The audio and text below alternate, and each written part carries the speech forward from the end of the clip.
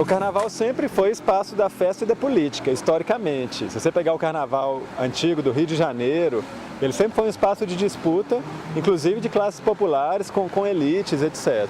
Belo Horizonte, com esse renascimento do carnaval, teve a experiência de ter um carnaval extremamente politizado, no sentido de muita consciência de o que cada bloco está fazendo, qual o seu lugar ali e o que essas questões estão intricadas nelas, ainda que as questões sejam festivas. O carnaval é um espaço crítico por si.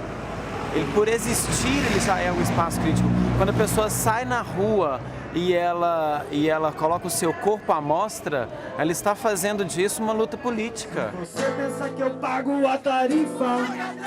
Tarifa eu não pago, não. Transporte tem que ser de qualidade e atender a população. Não tolero a danada da catraca. Eu vou dar um pulão, pois a mobilidade é o direito à cidade para o bem do cidadão. Me banhar na praia da estação, mas esqueci o meu filtro solar. Agora saio do bloco da Cacá, fantasiado de camarão. Tenho certeza que valeu a pena.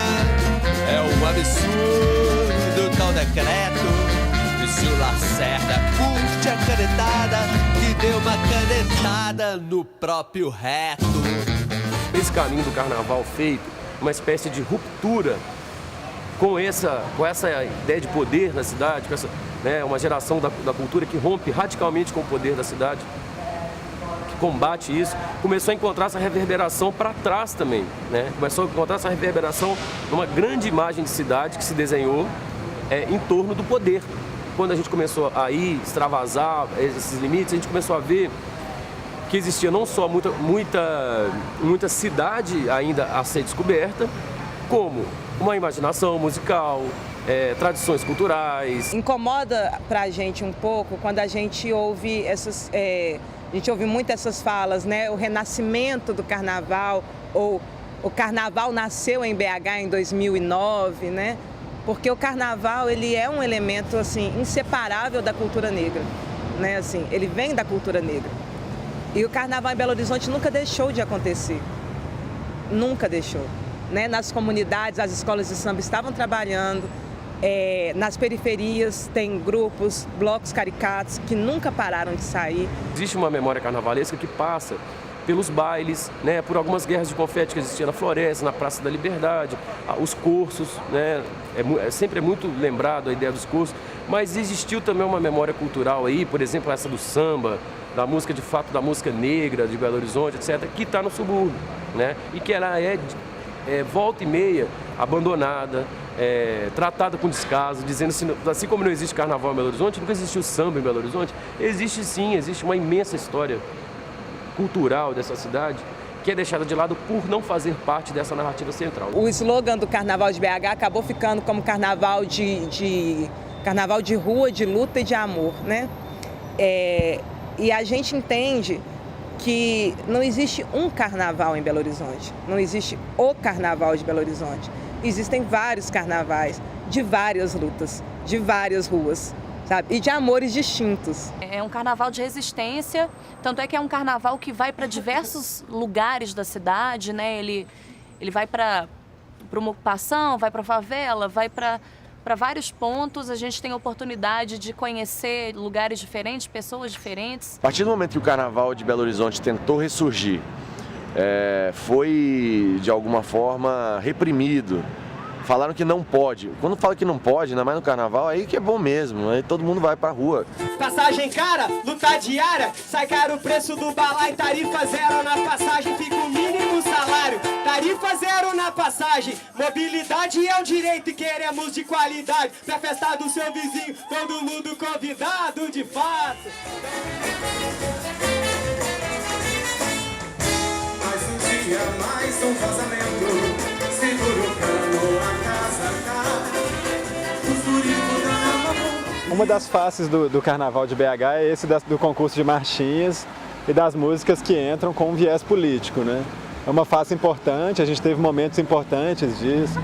Imagina na Copa, né, da crítica à Copa do Mundo, a do Helicóptero, do Perrella e do Aécio. Muitas dessas músicas ficam e são tocadas nos blocos que tocam marchinhas, junto com as marchinhas antigas, né, que esses blocos também tocam. O Mestre Jonas já tem uma característica que é interessante. Se você pegar todas as músicas que pegaram primeiro, segundo, terceiro lugar, elas têm um DNA similar, assim, não tem a mesma cara das músicas que estouraram em outros lugares. A marchinha tem uma capacidade, sempre teve uma capacidade de ser comentarista da cena cotidiana, dos hábitos, dos costumes, dos fatos. Vários dos fatos que a gente hoje, marchinhas que a gente conhece, tradicionais, eles se perderam. As marchinhas sobreviveram. Desde o Índio que Apito, várias dessas têm histórias por trás, né? Mulata Bossa Nova, todas elas tiveram histórias por trás, e as nossas também, né? Mas elas têm essa capacidade, sim, de dialogar muito diretamente com o cotidiano das pessoas. A marchinha gruda. Se a marchinha é boa ou se a marchinha tem uma história legal, ela gruda. E se ela gruda, ela reverbera. Ela não é difícil, ela não é uma coisa intelectual que você tem que ficar, caramba, peraí, topázios e jasmim. Não tem nada disso. Ela é rápida, ela é direta e ela é ácida também, né? Ela é crítica, ela faz uma piada, ela puxa ali, mas também não... Ela é muito sutil e ao mesmo tempo ela é impactante. O amplificador da marchinha, né, é a massa. Ela precisa ser entoada, assim, ela só tem volume, ela só tem expressão, ela só ganha terreno se ela for cantada. As pessoas têm que cantar para essa música existir enquanto uma música coletiva. Sempre vai ter grito de guerra, eu acho que surge daí, da coisa de ter um grito de guerra para responder ao que está acontecendo. Então, a marchinha, nas origens, ela já tinha essa característica, né? A marchinha já era política quando ela surgiu. Então, ela voltar com esse caráter também, eu acho absolutamente natural. Foi um movimento muito natural. A gente tem concursos de marchinha no Brasil inteiro hoje. Eu acho que o nosso ambiente de marchinha em Belo Horizonte nasceu de uma outra forma. Ele nasceu com mais necessidade de ser politizado por essa questão da repressão ao carnaval que estava acontecendo. E aí, naturalmente, se a gente pegar Coxinha da Madrasta, Baile do Pau Royal, essas músicas estavam encarnando um sentimento que existia naquele ano especificamente, quase sempre para apontar o dedo para uma autoridade e falar: a gente está aqui, a gente está vendo o que você está fazendo, a gente acha ridículo e a gente vai rir de você. É isso que a marchinha faz. Teve compositor de marchinha recebendo recado que não era para cantar essa marchinha. A gente é desobediente, meu amor. A gente é devassa, querida. Que há? Então chegou voando no salão. Que farra sensacional. Deu até notícia na televisão. Virou o baile do Pó Royal. Pó rela no pé.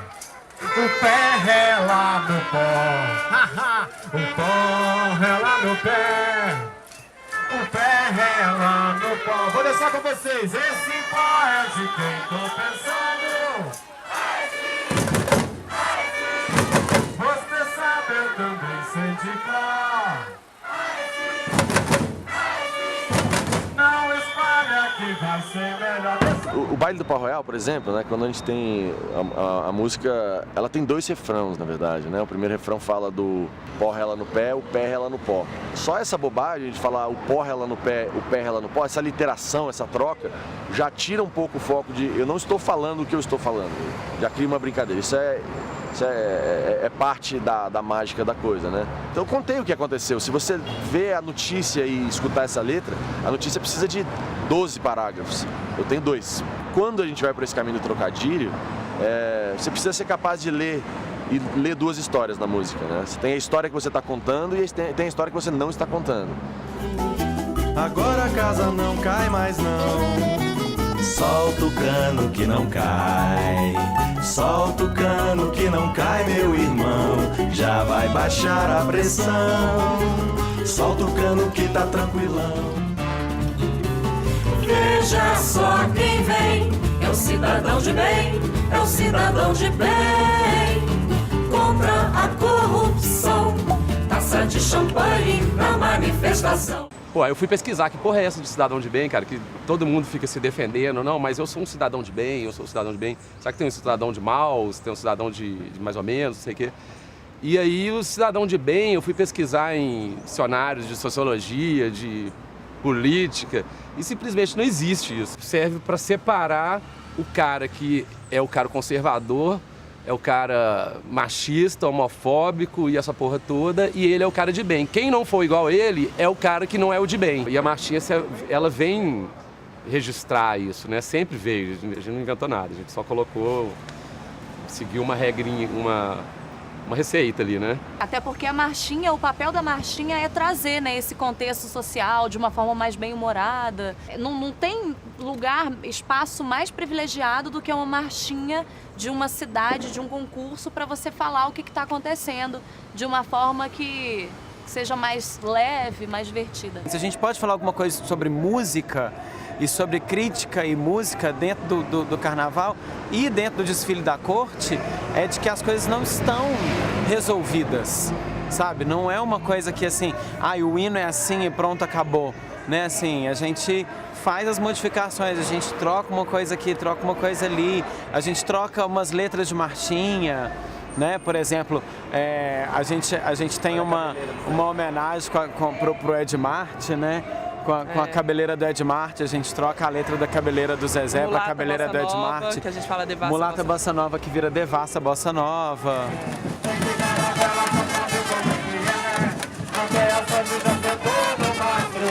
Como diria o mestre Raul Pelé, salvo os parcerias, eu não sou de ninguém.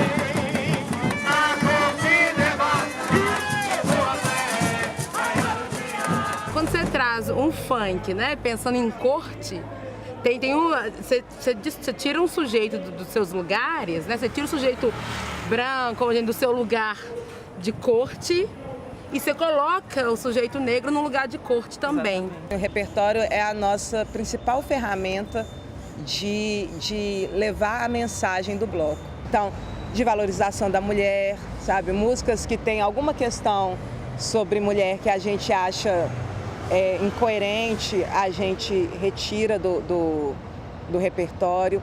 A gente trabalha com os ritmos da cultura negra. No Brasil inteiro, o carnaval, né, a música de carnaval, os artistas do carnaval são geralmente artistas brancos que fazem sucesso, cantando músicas que foram compostas por mestres negros que às vezes estão passando fome. Um pagodão e um funk não é menor do que uma música, por exemplo, que Gilberto Gil canta, na nossa concepção. São contextos diferentes que têm importâncias iguais dentro daqueles contextos.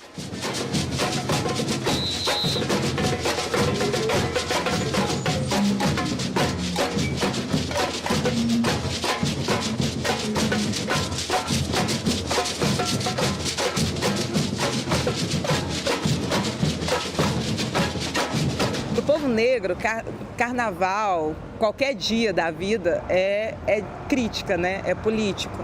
Então, assim, a gente vive em constante militância, né? Em constante ativismo. Essa percepção da nossa função social dentro do carnaval que vem sendo cada vez mais entendida pelos outros blocos e pelos foliões da cidade em geral, mas que foi muito mal compreendida no primeiro ano do Angola, assim, é uma percepção de que os blocos afro têm uma função que cabe a eles, né, assim, de alertar para esses pontos, de chamar atenção para essas questões, né? Quando a gente sai com um bloco só de negros, num bloco exclusivo para negros, a gente diz irremediavelmente que existe racismo nessa cidade, porque 140 pessoas não estão em outros blocos. E por que elas não estão nesses outros blocos? Por que é um bloco onde que visualmente, esteticamente é muito charmoso, chama muita atenção? Isso não está relacionado à estética gratuita, sabe? À plasticidade gratuita. Ela realmente é uma crítica até esse lugar mesmo da corte. O que a gente está fazendo uma crítica aos opressores. O Palácio das Artes, né, com essa ideia de palácio, de palacete, a corte vem invadindo o palácio, quebrando esse lugar do branco certo, do lugar certo, do respeito e tal. A gente vê que essas devassidão toda quebrando, mostrando que a gente tá ali dentro, querida. É pra bater de frente com todo mundo, entendeu? O Tico-Tico Serra Copa, nos últimos anos, foi atrás desses lugares em que as águas existem, em que a gente pode vê-las para colocar, para ter também esse contato com a água urbana, né? Infelizmente, esses lugares, as águas estão muito poluídas, né? Como a gente vê aqui no Córrego do Tamboril. O bloco ele tem essa coisa da errância que surgiu naturalmente também, de cada ano sair num lugar diferente e de ir para esses bairros e conhecer as pessoas e convidá-las a organizar o bloco junto. E de alguma maneira a gente vê também essa experimentação da cidade como um lugar político importante, de estar na cidade, de conhecer lugares da cidade que a gente não conheceria ou que a gente nem sempre está conhecendo e dar visibilidade para lugares que estão esquecidos, que estão abafados aí. Derrubaram minha casa por um erro de arbitragem. Ai meu Deus, essa Copa do Mundo é uma puta falta de sacanagem. BH não sai ganhando, nem se for pra repescagem. Da minha luta depende minha sobrevivência.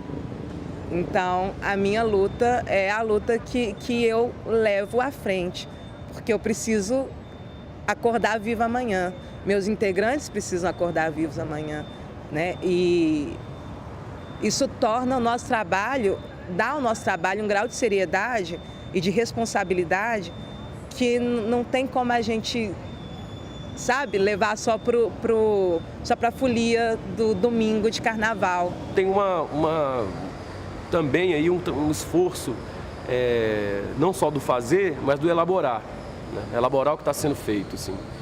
Dar o sentido, dar um significado. Que eu acho que é uma das conquistas também desse carnaval. No carnaval todo mundo se monta, se fantasia, né? Se eu vejo um homem vestido de mulher, uma mulher vestida de homem, pode. Chega no outro fevereiro, março, abril, maio, junho, julho, agosto, não pode. Eu fiz uma margem de carnaval para questionar isso, esse lugar do respeito a travestis, às trans no carnaval e os desrespeitos durante todo o período fora do carnaval. Sou travesti, bonita, tô poderosa, não sou perigosa, o que eu quero é ser feliz. Venha também, felicidade é o que eu quero, seja homo, seja hétero, quero ver você dançar.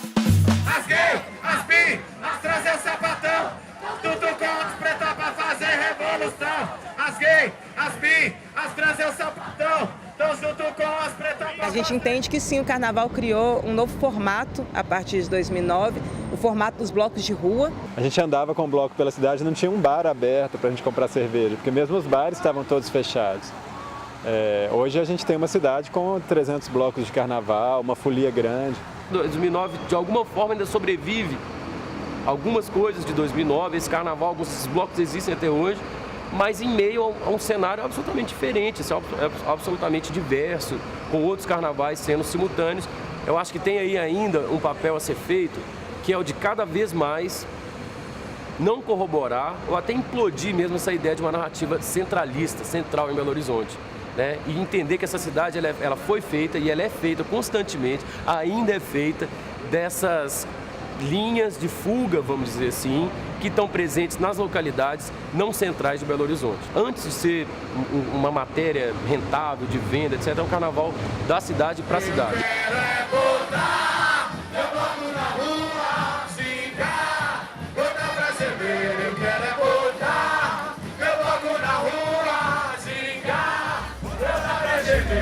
Eu quero é botar meu bloco na rua, xingar pra dar e vender. Eu, por mim, faria isso e aquilo, 1 quilo mais daquilo, 1 grilo menos nisso. É disso que eu preciso ou não é nada disso. Eu quero é todo mundo nesse carnaval. Acabamos de receber mais uma integrante aqui. Com as pretas pra fazer.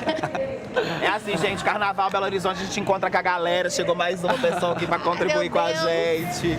1, 2, 3. Essa marchinha vai para todo cidadão que defende com unhas e dentes o Estado democrático de direita.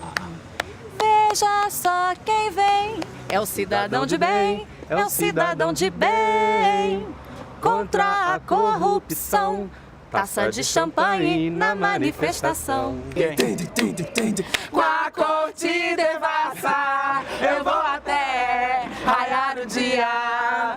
Rainha absoluta, no carnaval a realeza da orgia. Calcinha no chão, calcinha no chão, calcinha no chão, calcinha no chão.